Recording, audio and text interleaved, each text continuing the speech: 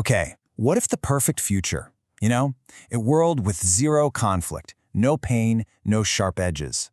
What if that was actually the most terrifying future you could possibly imagine? Today, we are diving deep into Tracy K. Smith's incredible poem Sci-Fi. It's a vision of tomorrow that feels so seductive, but is also profoundly unsettling. The poem just drops you right in with this hypnotic, almost soothing promise. No sharp corners, no sudden stops.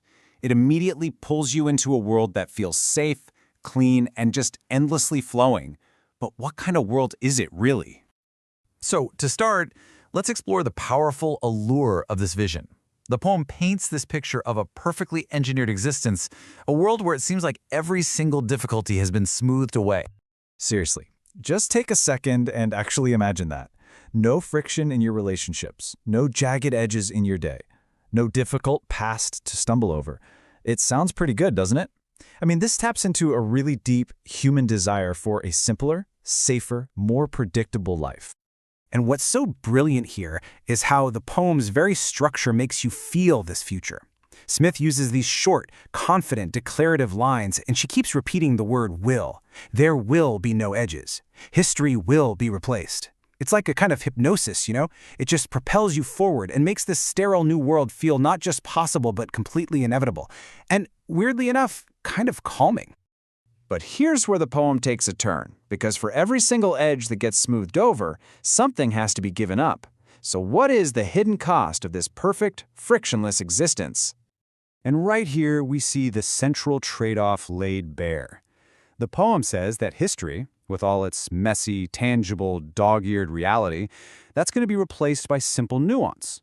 The vibrant, chaotic world of dinosaurs gives way to these cold, uniform mounds of ice.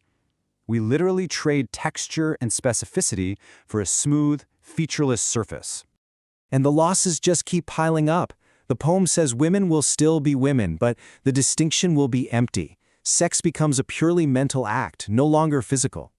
Even the sun, the actual literal center of our solar system, gets its name reassigned to some household appliance, a standard uranium-neutralizing device. These core pieces of what it means to be human are just hollowed out, one by one. So, this is the crucial point. In this quest for a perfectly safe and understandable world, all the things that define us, our history, our bodies, our differences, even our language, they all lose their meaning. We become safe for sure, but we also become empty. But this isn't just some abstract thought experiment. Not at all. To really understand the weight of this poem, we have to look at the personal story of loss that it's rooted in. And believe me, this story changes how you read everything. Sci-Fi was published in this collection, Life on Mars. And just knowing that this is a book dedicated to mourning her father, well, that's the key that unlocks the poem's deepest, most heartbreaking layers. And the context here is absolutely everything. So Smith's father, he was a scientist who helped build the Hubble telescope. A man has spent his life looking into the vast, chaotic, and frankly dangerous cosmos. Then, just a few years after he passes away, his daughter writes a poem about a cosmos that has been made once and for all, scrutable, and safe. The contrast is just devastating. This connection forces us to ask a really difficult question. Is this vision of a weightless, unhinged future a warning, or is it a projection of her grief, a fantasy of escaping the sharp, painful edges of a world where people you love can just suddenly be gone? And that brings us to the most provocative and maybe the most unsettling reading of this whole poem. What if this isn't a dystopian warning at all? What if it's something far, far more complicated? So you can really read the poem in two ways. On one hand, is it a classic sci-fi warning, you know? A story about the dangers of chasing perfect safety at the cost of our humanity. Or, and this is the challenging part, is it a grieving daughter's wish? A quiet fantasy of escaping the burdens of the body and the sorrow of earthly life, even if it means losing everything that makes us human. Is that a price she might be willing to pay? The poem ends with this haunting image. We're just drifting, weightless and unhinged. The cosmos is finally completely safe.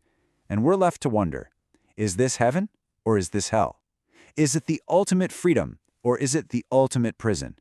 The poem refuses to give us an easy answer. And that leaves us with one final thought, turning the poem's huge cosmic vision right back on ourselves. In our own lives, we are constantly trying to smooth out the edges, right? Through the curated perfection of our social media, through algorithms that shield us from different views, we crave convenience and safety. But what vital parts of ourselves, what messy, complicated, and beautiful truths might we be sanding away in the process? What jagged edges are you afraid to lose?